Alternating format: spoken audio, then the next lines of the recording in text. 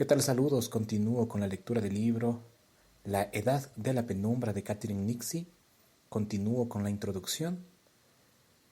Vamos a ver el día de hoy, ¿no? El persigamos juntos, crueldad misericordiosa. Poco de lo que aborda este libro se conoce fuera de círculos académicos. Desde luego, yo no estaba al tanto cuando era una niña en Gales, hija de unos antiguos monja y monje. Mi infancia, como se puede imaginar, fue bastante religiosa.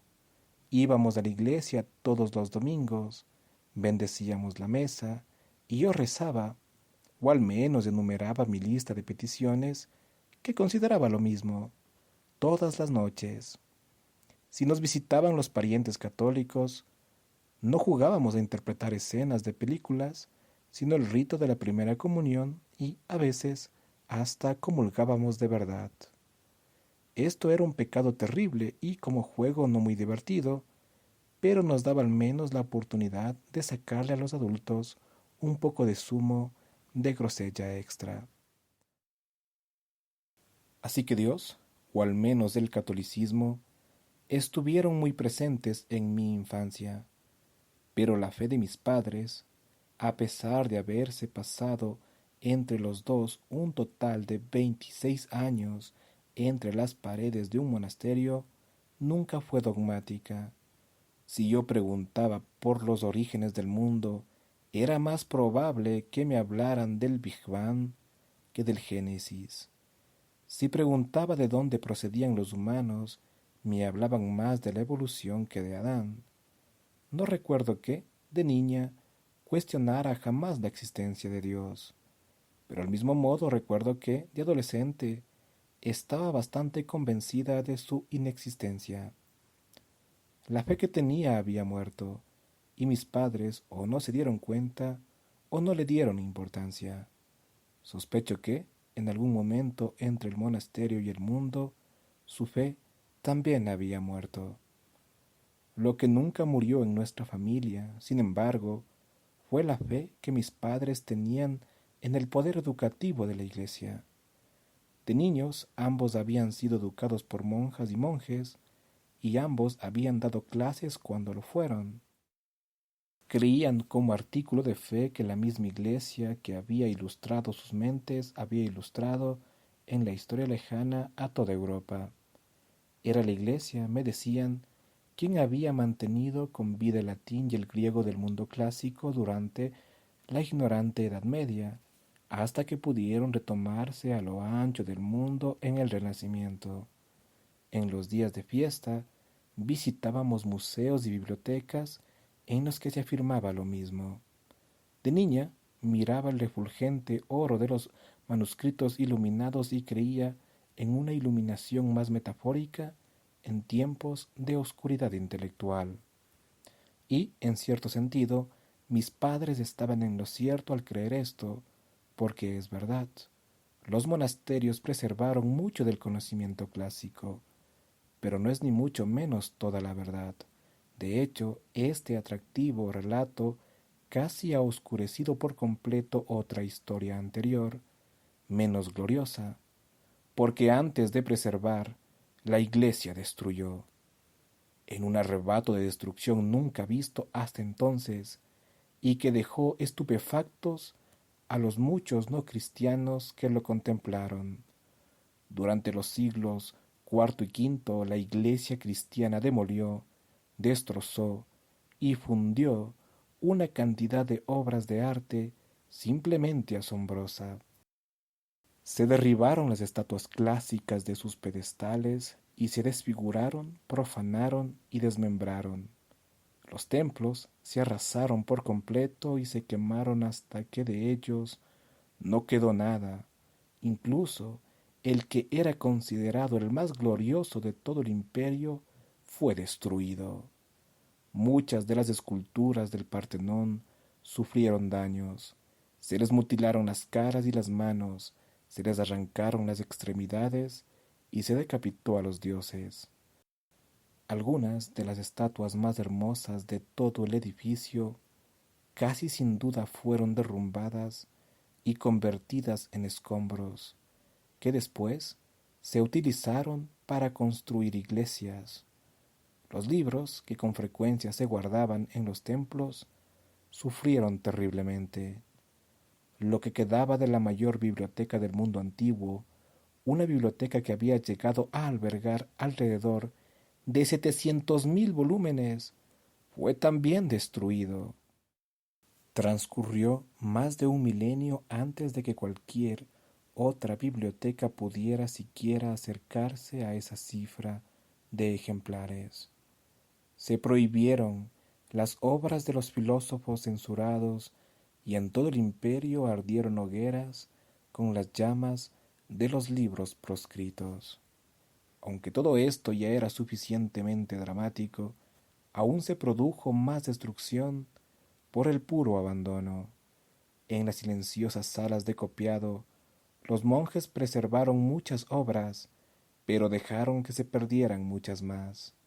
El ambiente podía ser agresivamente hostil con los autores no cristianos. En el silencio en el que los monjes trabajaban a diario, se utilizaban los gestos para pedir determinados libros. Las palmas extendidas y el ademán de pasar página significaban que un monje quería que se le pasara una salmodia. Los libros paganos se pedían haciendo el gesto de amordazar. No resulta sorprendente, pues, que las obras de estos autores despreciados se vieran afectadas. En una época en la que el pergamino era escaso, muchos escritores antiguos fueron simplemente eliminados. Las páginas de sus obras se raspaban para poder ser reutilizadas con temas más elevados.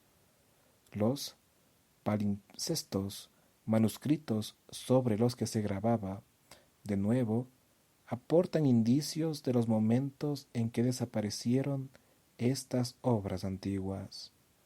Agustín sobreescribió el último ejemplar de Sobre la República de Cicerón para anotar encima sus comentarios a los Salmos.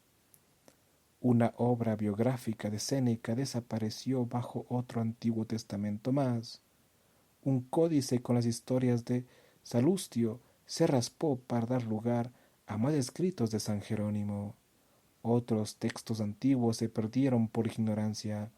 Despreciados e ignorados en el transcurso de los años simplemente se convirtieron en polvo, en alimento para gusanos, pero no para el intelecto. La obra de Demócrito, uno de los mayores filósofos griegos y padre de la teoría atómica, se perdió por completo. Solo un 1% de la literatura latina sobrevivió a los siglos. El 99% se perdió. Es mucho lo que se puede conseguir con las romas armas de la indiferencia y la pura estupidez. Los asaltos violentos de este periodo no fueron terreno exclusivo de chiflados y excéntricos, hombres que estaban en el corazón mismo de la Iglesia católica y alentaron y lideraron los ataques contra los monumentos de los locos, malditos y dementes paganos. El gran San Agustín afirmó ante una congregación en Cartago: Dios quiere, lo mandó, lo predijo, comenzó ya a llevarlo a efecto y en muchos lugares de la tierra ya lo ha realizado en parte, la extirpación de toda superstición de paganos y gentiles. San Martín, todavía hoy uno de los santos franceses más populares, arrasaba los campos galos destruyendo templos y consternando a los lugareños a su paso. En Egipto, San Teófilo demolió uno de los edificios más hermosos del mundo antiguo. En Italia, San Benito destruyó un santuario dedicado a Apolo. En Siria, despiadados grupos de monjes aterrorizaban las zonas rurales, derribando estatuas y arrancando los techos de los templos. Los ataques no se detenían en la cultura. Todo, desde la comida que se ponía en el plato, que debía ser sencilla y sin especias, hasta lo que se hacía en la cama, como debía ser igualmente sobrio y sin especiar, empezaba por primera vez a quedar bajo el control de la religión. La homosexualidad masculina se prohibió, la depilación se despreciaba, así como el maquillaje, la música, los bailes sugerentes, la comida sofisticada, las sábanas moradas, la ropa de seda. La lista seguía y seguía. Lograr todo esto no fue sencillo, aunque el Dios omnisciente no tenía problemas para ver no solo en los corazones de los hombres, sino también en sus casas. Los sacerdotes cristianos lo tenían un poco más difícil. Se encontró una solución. San Juan Crisóstomo alentó a los miembros de su congregación a espiarse mutuamente. Entrad en las casas de los demás, decía, meteos en los asuntos ajenos, rehuid a quienes no cumplan, después informadme de todos los pecadores y los castigaré como merecen. Y si no informabas sobre ellos, entonces él podía castigarte a ti. Así como los cazadores persiguen a los animales salvajes, no desde una dirección, sino desde todas partes, y les hacen caer en sus redes, persigamos juntos a los que se han convertido en animales salvajes y arrojémosles inmediatamente a la red de la salvación. Nosotros desde este lado, vosotros desde ese otro. Fervientes cristianos iban a las casas de la gente y buscaban libros, estatuas y pinturas consideradas demoníacas. Esta clase de atención obsesiva no era crueldad. Al contrario, refrenar, atacar, forzar y hasta pegar a un pecador era, si le devolvías el camino a la rectitud, salvarlo. Como dijo San Agustín, el maestro de la paradoja pía, o crueldad misericordiosa. Los resultados de todo esto fueron sorprendentes y, para los no cristianos, aterradores. Los vecinos corrían a contemplar cómo se destruían templos famosos en el mundo entero. Los intelectuales veían desesperados cómo volúmenes de autores supuestamente anticristianos, a menudo, en realidad, textos sobre las artes liberales, ardían. Los amantes del arte observaban horrorizados cómo una gente demasiado idiota para apreciarlas y, sin duda, para reproducirlas, destruía algunas de las grandes esculturas del mundo antiguo. Los cristianos, con frecuencia, ni siquiera sabían destruir de manera efectiva. Gran cantidad de estatuas de muchos templos se salvaron simplemente por la virtud de estar demasiado altas para que, con sus primitivas escaleras y martillos, los destructores llegaran a ellas. Y bueno, con esto llegamos al final. En el próximo episodio estaremos ya viendo la tercera parte de la introducción, la destrucción cristiana del mundo clásico.